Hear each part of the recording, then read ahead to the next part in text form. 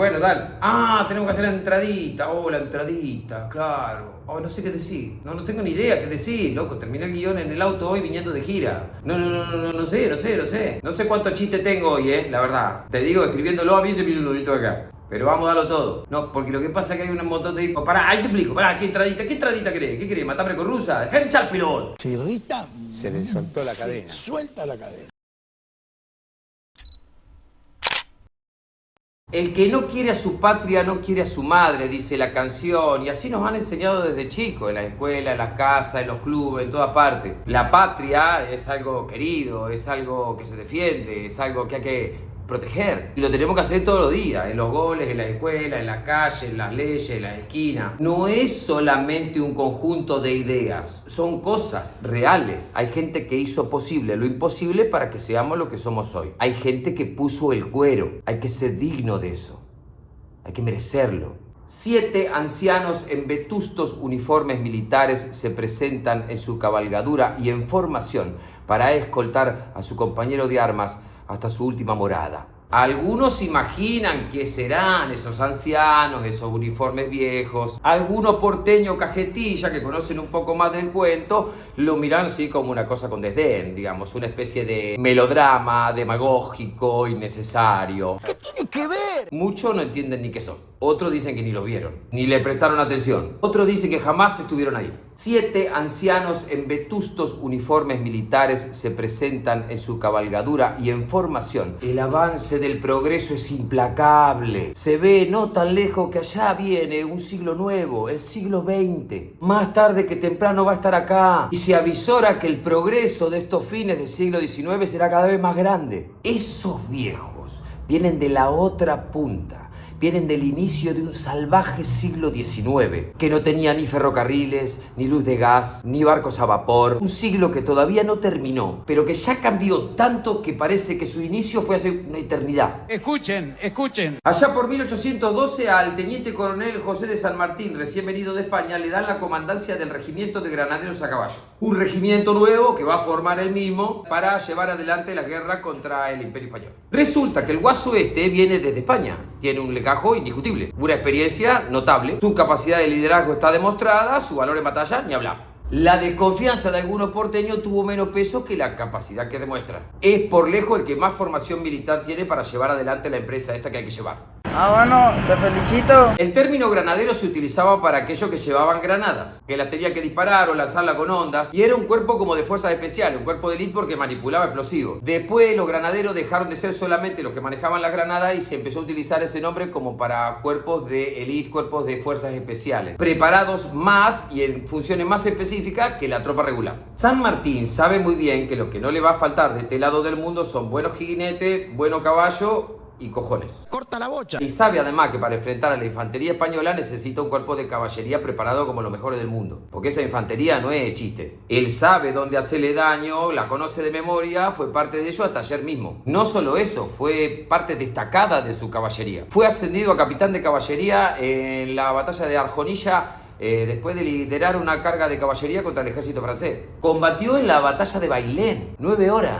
Calor extremo. Ahí lo ascendieron otra vez a teniente coronel por su valor en combate. Enfrentó a Dupont, a la caballería de Murat. Aprendió todo de esa caballería que era la vanguardia en ese momento. Aprendió las ventajas del sable corvo sobre la espada para los jinetes. La forma del sable era mejor para el movimiento de la carga de caballería. Aprendió las ventajas de una caballería de carga rápida, dinámica en el campo de batalla. Aprendió sobre la ventaja de darle cierta autonomía en las decisiones y en las órdenes a los subalternos. De confiar más en lo preparado con los suboficiales o con los oficiales y que no estén todos esperando la orden de uno. Mira el tipo cómo la ve. Muy pocos militares de alta escuela, de verdad, de academia militar, así habían llegado para este lado del mundo. En 1806, la invasión inglesa la llevó adelante el general Beresford, el inglés, que fue el comandante de esa invasión y lo echaron a patada en el culo. En las invasiones inglesas, los ingleses y los españoles eran enemigos. Un par de años después, los franceses eran el enemigo. Entonces los ingleses y los españoles estaban aliados contra los franceses. Y mirá lo que son las paradojas del destino, que una coalición anglo-española combate contra las tropas de Napoleón. El que está al mando de esa coalición es el mariscal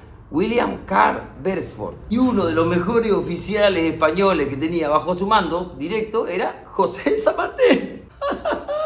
La historia es un quilombo, boludo. Lo escribí en un guión y dice, no, es poco verosímil, falso. No solo peleó en esa batalla, sino que peleó tanto y tan bien que lo ascendieron. Esa fue la última batalla que hizo con el ejército español.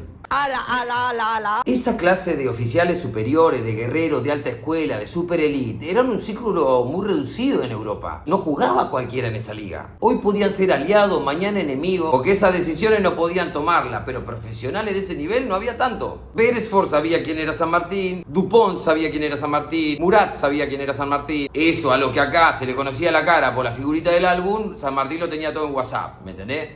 Imagínate. Todo el San Martín hacía ver que jugaba 2 ligas más arriba. Su conocimiento, su capacitación, su criterio, el uniforme impecable a medida, un sable corvo persa de acero de Damasco, una tormenta de facha. Él sabía bien que para que una tropa esté dispuesta y concentrada en el campo de batalla tiene que tener una disciplina, un rigor en su entrenamiento, tiene que estar preparada. Y no solo formación, tiene que tener un código de honor que los una, que les dé una dirección de conducta, que los identifique. Cuestión que tan evidente era que tenía una capacidad y un criterio y un conocimiento mayor que todos los demás, que hasta los que no querían tuvieron que asumir que era él, así que se lo nombró, se lo ascendió a coronel y se le asignó la creación del regimiento de granaderos en el cuartel de retiro, que había hasta ese momento era el cuartel del regimiento de dragones, que no estaban. Y se tuvo que poner a reconstruir todo, hacer establo para todos los caballos, barraca para que coma, duerma, toda la tropa. Y bueno, y a reclutar gente también, porque tenía la papeleta de que estaba creado el regimiento, pero no tenía tropa. Muy poca plata. ¿De dónde parece que sale la primera tropa? Buah, pará, te tengo que contar un chisme anterior. Para 1811 había habido una revolución, una revuelta en Buenos Aires que es poco revisada, poco conocida, que se llamaba la Revolución de las Trenzas. Resulta que Cornelio Saavedra, después de presidir la Junta, en un momento creo que después de la derrota de Huaki y de Sipe, decide irse a poner al frente del Ejército del Norte. Deja acá el territorio libre para los caranchos. Quedan a cargo el triunvirato Bernardino Rivadavia. Mamita. ¿Qué es lo primero que hacen? Un golpe de estado. Derrocan a Cornelio Saavedra y lo mandan a exiliarse a San Juan. Rivadavia, que era medio sádico, le molestaba la simbología de esas patrióticas. Y por esta cosa, viste, que hacer una demás que tenía Rivadavia, manda a ordenar que todo el regimiento de patricios se corte la trenza. Los patricios tenían una tradicional trenza que era su identificación, y le manda todo a cortar la trenza. Es perverso todo. Y los patricios aprovechan la volteada y dicen, no, yo no me corto la trenza y además quiero que vuelva mi comandante Cornelio Saavedra. ¿Qué es lo que pasa? Y se amotina ahí los patricios. Y el triunvirato no podía reprimir esta revuelta porque los húsares estaban a favor de los patricios, y el cuerpo de Pardo y Moreno estaba a favor de los patricios, y los otros dragones también estaban a favor de los patricios, y la milicia de Buenos Aires los tenía medio arrinconados al triunvirato. Cuestión que viene Rondó, que venía de perder en Sipe, llega con un ejército entero y los caga cañonazo. Y mueren 100 personas, todos compañeros de armas, una cosa inútil, ridícula. Rivadavia manda después a fusilar a todos los oficiales en la plaza y a muchos de esos soldados los meten en cana. Rivadavia, mostrando su aprecio por el proyecto de San Martín, indulta a 14 de esos rebeldes y los saca del calabozo y le entrega esos 14 reclusos hambriados, cagados a palo, sucios, como la primera tropa del regimiento de granaderos a caballo. Lejos de ofenderse, como hubiera querido Rivadavia, San Martín ve el vaso medio lleno. Tienen formación militar, tienen veteranía, tienen espíritu de cuerpo y acaban de salir del calabozo por defender a su comandante. Todo ganancia. ¡Claro que sí! Con ello empieza el trabajo hasta que va llegando más. Pardo, mulato, sambo, mestizo, un contingente de guaraníes que viene del litoral. A acompañar a su comandante, el Tape, que cada tanto le daba instrucción en guaraní. Él mismo seleccionaba quiénes eran los más aptos para ese cuerpo de élite. Él mismo diseñó los uniformes, el de batalla, el de granadero que conocemos, y el de fajina, el de entrenamiento, el diario, digamos. El uniforme de granadero era muchísimo más austero que el que conocemos hoy. Calzón ceñido, azul o blanco, bota de montar con espuela, chaquetilla de una sola fila de botones, muy austeros, redondos, unos que se llamaban cabeza de turco, botón redondo, cabeza de turco, plateado con borde trenzado. Así se llama. Para todos los días usaban el morrión con el penacho, usaban una gorra pastel sin visera y otro uniforme. El mismo coronel San Martín daba la instrucción con unos niveles de exigencia, de rigor, un nivel de exigencia física y técnica que no se conocían de este lado del mundo. Pero además, primero tenía que saberse de pe a pa el código de honor y respetarlo. Él no pertenecía a cualquier rejuntado de voluntades. Pertenecía a un cuerpo de élite profesional que defendía su patria. Lo primero que tenía que aprender un granadero era la responsabilidad del cuerpo que integraba y el orgullo de lo que defendía. Amigo. Todo tuvo que inventar, todo, hasta los oficiales se tuvo que inventar. Tenía que armar dos cuerpos con un capitán, dos tenientes, dos subtenientes, tres sargentos primero, tres sargentos segundo, cuatro cabos primero, cuatro cabos segundo, un trompeta. Bueno, era un 1000. Toda esa gente que era la que se suponía que tenía que mandar la tropa, ni siquiera tenía formación real en caballería. Hipólito Buchar, ponele, fue necesario en infantería y en formación en caballería también, pero era un tipo que venía de la naval. Era imprescindible un oficial así, con su experiencia en ese momento. Venía de la formación naval, pero lo necesitaban en el campo. Necochea era uno de los subtenientes, Buchar era el otro. Que andaba siempre medio cerca del sargento Porteu, porque ellos no eran Hipólito Buchar y Domingo Porteu. Eran Hippolyte Bouchard y Dominique Porteu. Y como eran los dos franchutes, andaban ahí hablando en esa cosa gangosa que hablan ellos que se entienden. Chateau, Richelieu. Chateau. Después tenía el teniente Bermúdez, el oriental, que había peleado en la batalla de las Piedras, había servido a las órdenes de Artigas. Y el otro que era Díaz Vélez, Manuel. Bravo soldado Díaz Vélez Manuel. Su hermano Eustaquio haría carrera militar también. Y la tropa, que eran unos 100 y pico, que estaban ahí en el cuartel, que se conocían todos, imagínate. Los 14 de las trenzas, Anadón, el cabo Ramón Anadón, montevideano. Alzogaray Coria, uno que tenía un apellido muy largo para ser soldado raso, así que le decían por el apodo nomás de donde venía. El chileno. ¿Qué más? El santiagueño Saavedra, los Juan Bautista. Uno, Sambo, mezcla de guaraní con negro. Alto, un urso, grandote, casi 2 metros. Litoraleño, venía de Saladas, Corrientes. El otro, un criollo más veterano, puntano, que había venido con los voluntarios de San Luis, 48 años. Se conocieron en el hospital, porque llegaron a Buenos Aires y lo de siempre. El agua podrida de Buenos Aires, resulta que se cagaban encima. ¿Está chequeado? El corretino más jovencito, grandote, salió antes, al viejo le costó un poco más, pero de ahí se ve que se hicieron culo y calzón. Y andaban para todos lados ahí, tomando mate, qué sé yo, no sé qué, los Juan Bautista. Y además le tocaban varias tareas juntos porque les quedaban cerca los apellidos, viste, la B y la C. Juan Bautista Baigorria, Juan Bautista Cabral. ¿Qué más? Chepollá, el trompeta, claro, el trompeta de órdenes. Y claro, loco, no había cómo pasar las órdenes en el campo de batalla. No había walkie-talkie. ¿Qué querés que te mande WhatsApp? Necesitaba el trompeta ahí que haga... Vamos todos allá. Acá. Daba y recibía como todo el trompeta, pero con una mano sola, con la otra tenía la trompeta. Un blanco codiciado por los enemigos, el trompeta, y le da un golpe táctico a la tropa, eliminar el trompeta, se quedan sin órdenes. Y bueno, y eso, y los que andaban ahí, Olmo, Roja, Gómez, González, Vargas, y después se sumaría el paraguayo abogado. Una caterva de pajueranos, un contubernio, que tenía para dar muchísimo más de lo que se esperaba de ellos. La sociedad porteña, desconfiada, empezó a ver cómo con el pasar de los meses este grupo de sucios y desalineados se iban convirtiendo en un cuerpo de militares profesionales. Atildado, prolijo, formado desde lo militar, desde lo conceptual, desde la conducta, del comportamiento cívico. Un granadero debe servir a la comunidad, debe ser un ejemplo, con o sin uniforme. Eso de los que desconfiaban ahora eran a los que miraban por la calle con admiración. No todo, bueno, siempre hay excepciones, ¿viste? El sargento mayor Carlos María de Alvear se agarró en una trifulca en una pulpería y no sé qué y le metió un sablazo en la cabeza a un tipo que lo dejó sangrando y estuvo como 1 mes y medio de arresto domiciliario le dieron al Alvear, haciendo cagada del minuto 0 Alvear, siempre.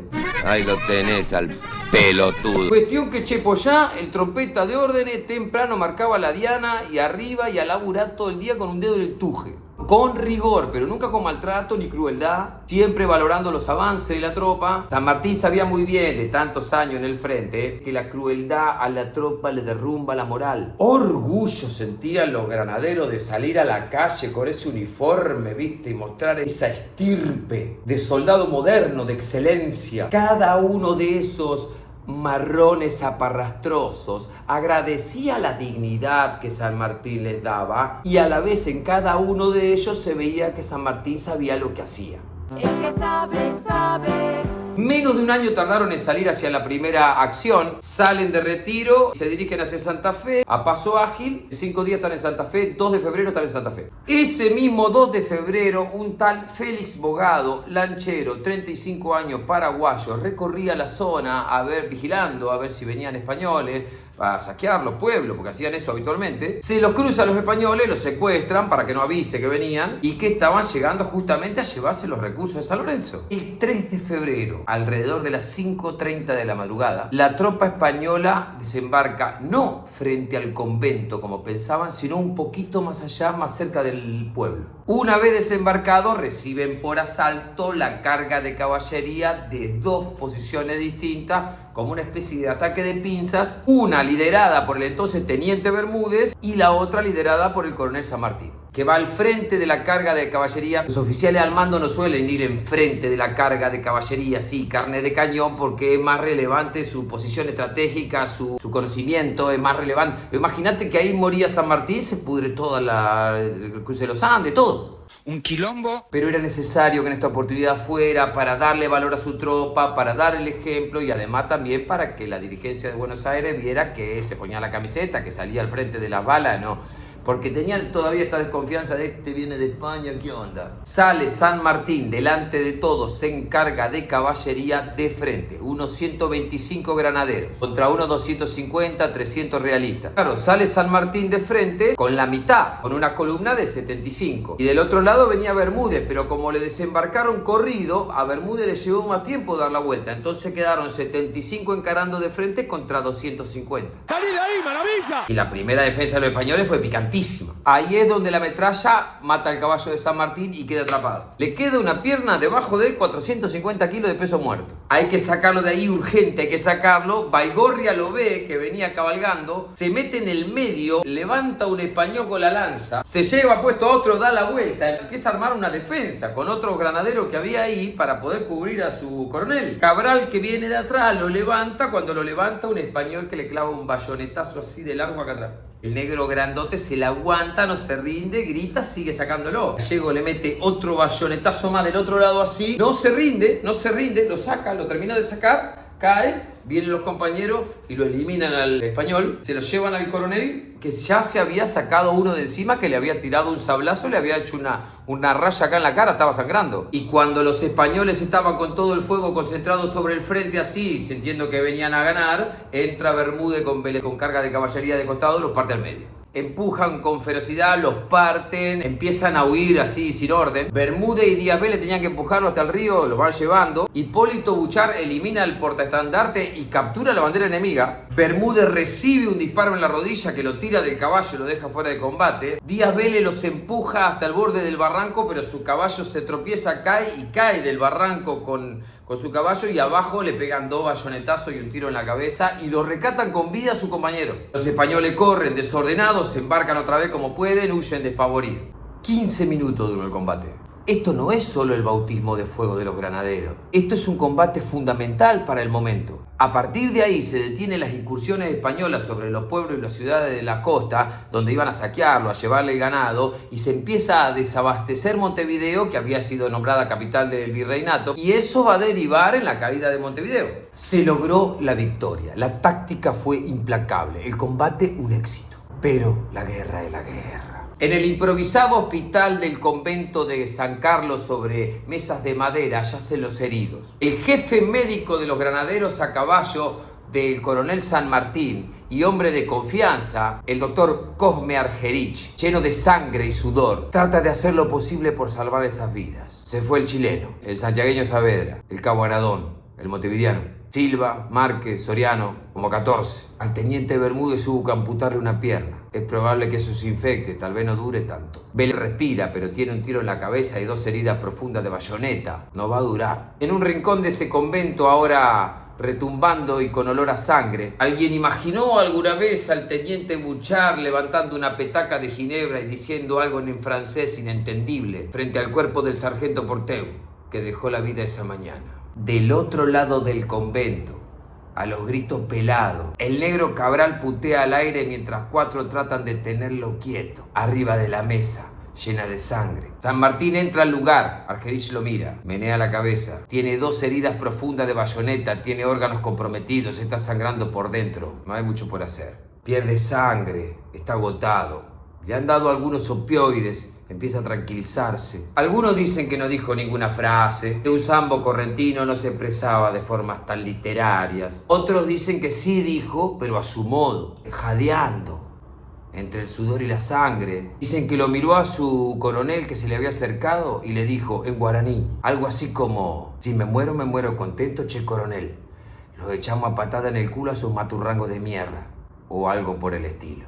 Se fue el negro Che. Aguantó más que nadie, dio más que todo. Don José lo miró un minuto más. Agarró con fuerza su uniforme lleno de sangre y arrancó un botón plateado, redondo, cabeza de turco, con borde trenzado. Lo metió en su bolsillo y se fue. Esto es lo único que me hace llorar. Lo ascendió a sargento en el parte de guerra y tal vez haya modificado alguna que otra frase para dejarlo en el lugar de la historia que merece estar. Luego se encontró con el paraguayo, el lanchero secuestrado por los españoles. Lo liberó, le ofreció sumarse a los granaderos. Bogado no lo dudó, se sumó al instante. Vamos con esta. Solo andaba el pobre Baigorria, tomando mate en la sombra, extrañando a su hermanito. Se le acercaban a sacarle charla, los de siempre. Chepollá, el Tropeta, Olmo, Gómez, Rosales, Vargas, Roja y ahora el paraguayo Bogado.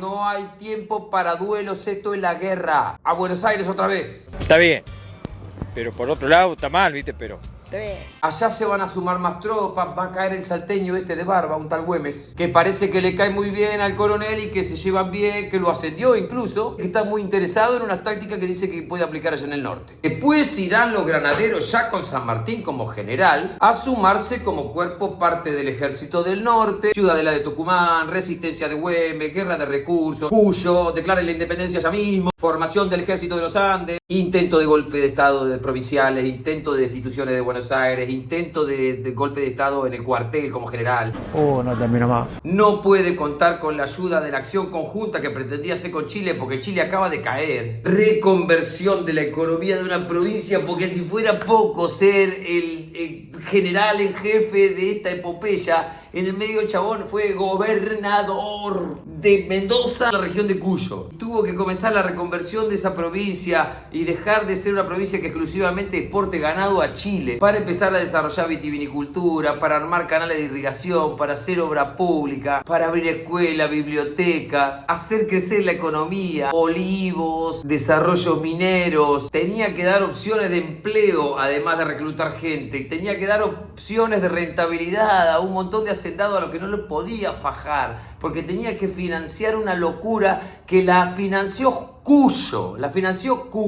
Honor a la verdad, Cuyo es el que la puso para que esto pase.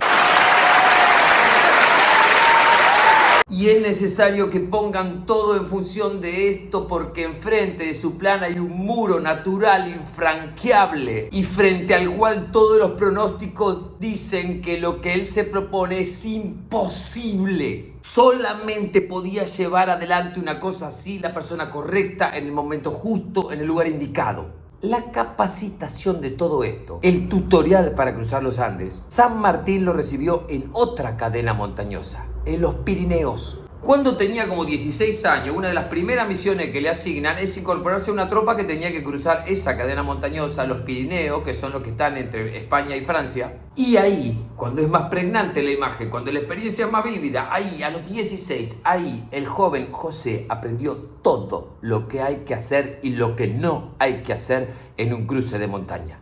Todo.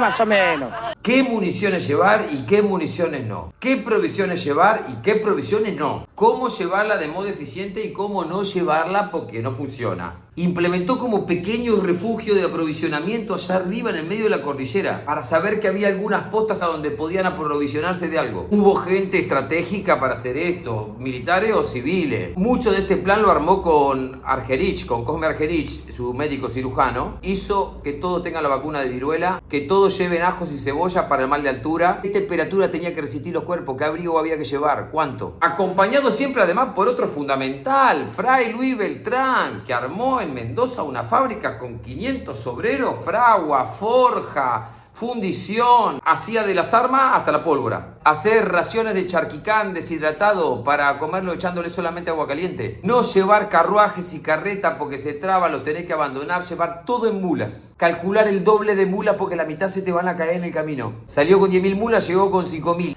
Increíble el cálculo que hizo, ¿podés creer? Si los Pirineos requerían una cantidad X de esfuerzo, trabajo, provisiones, etc., los Andes, con esa altura, con esa situación agreste, hacían ver los Pirineos como lo que te digo que fueron. Apenas un tutorial de lo que había que hacer. Camino de 1,5 metros con borde de acantilado hacia la nada. A la noche 15 grados bajo cero, al mediodía 30 grados. Esto no es joda, esto no es una subidita y una bajadita. Estos son 4 líneas montañosas distintas. 4. La cadena montañosa más grande de todo el planeta Tierra. ¿Vamos, rajemos?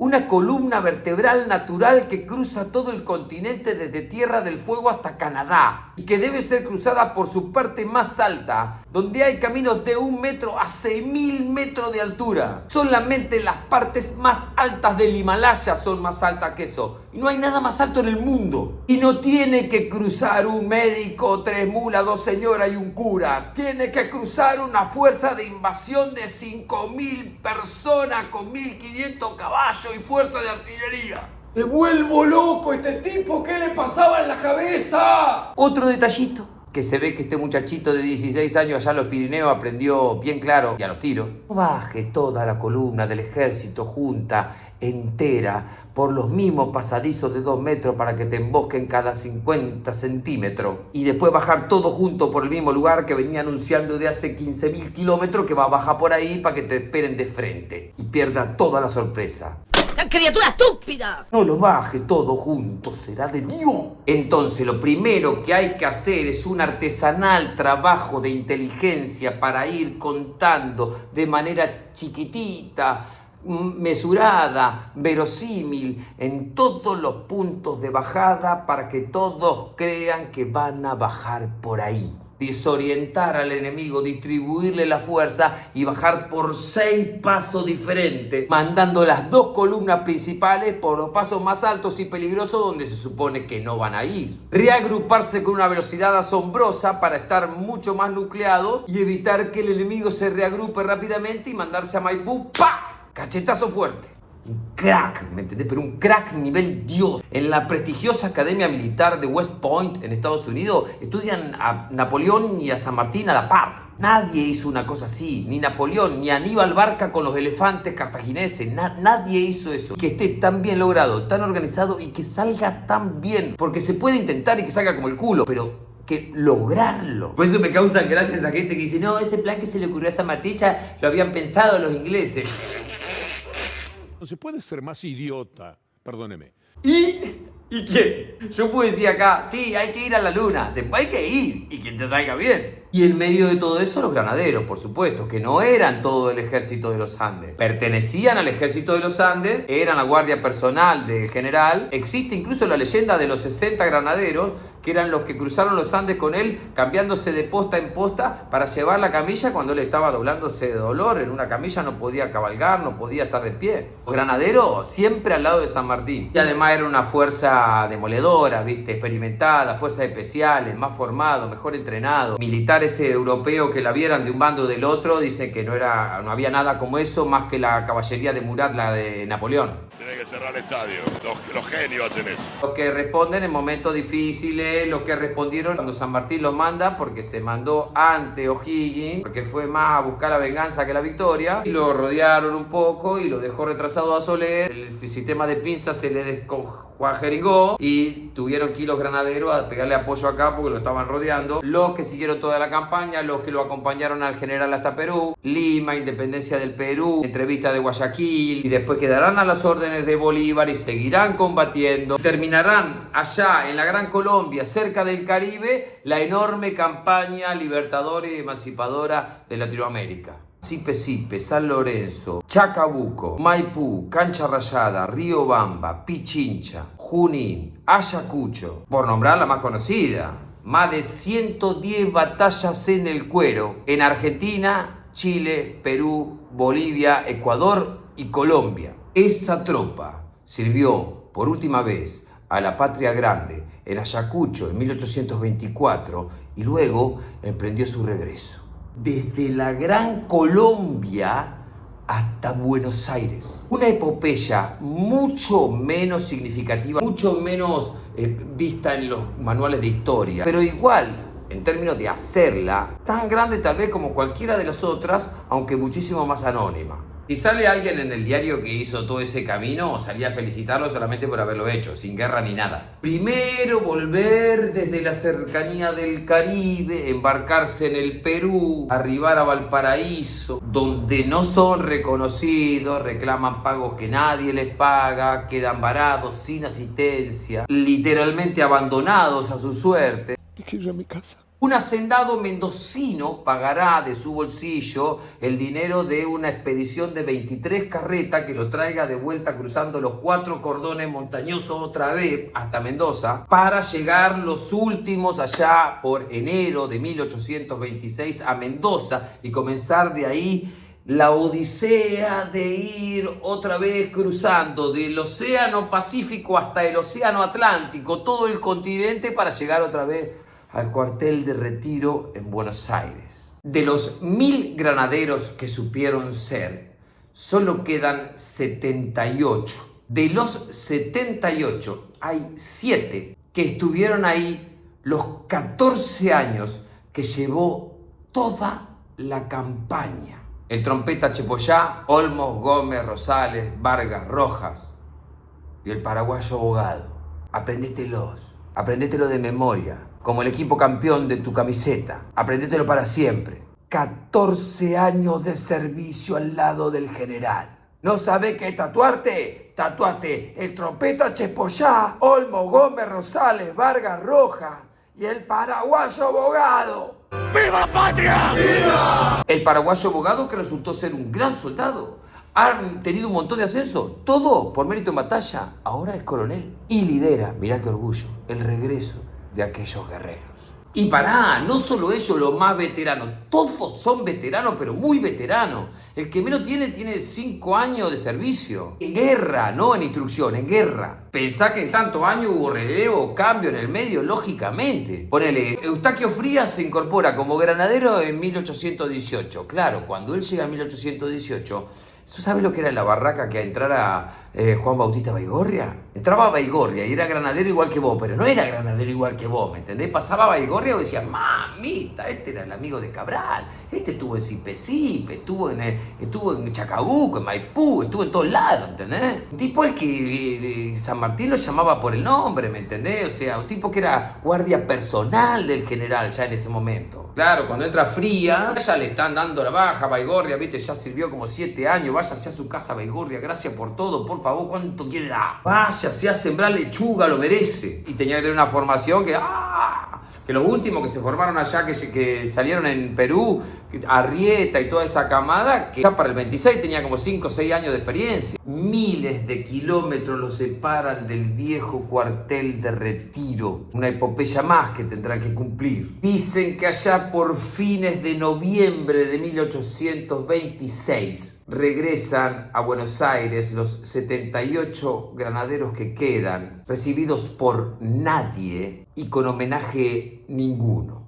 En noviembre en Buenos Aires hace calor, no hay nadie en la calle. La mayoría del pueblo no se entera que han vuelto y muchos no saben ni dónde han estado, ni tampoco que tenían que volver. La vida en Buenos Aires está por otro lado. Gobierna Bernardino Rivadavia. ¡Váyanse tontos! Está en guerra con Brasil, pide plata a los ingleses, otra historia. Llegan a la plaza bajo un sol tan abrasador y aplastante como la indiferencia. Atan sus caballos, se refugian del calor en la recoba. Nadie. Nada. Chepollá se para frente a la pirámide de Mayo y hace sonar su trompeta. Un espamento molesto para Buenos Aires, un lunes a la hora de la siesta.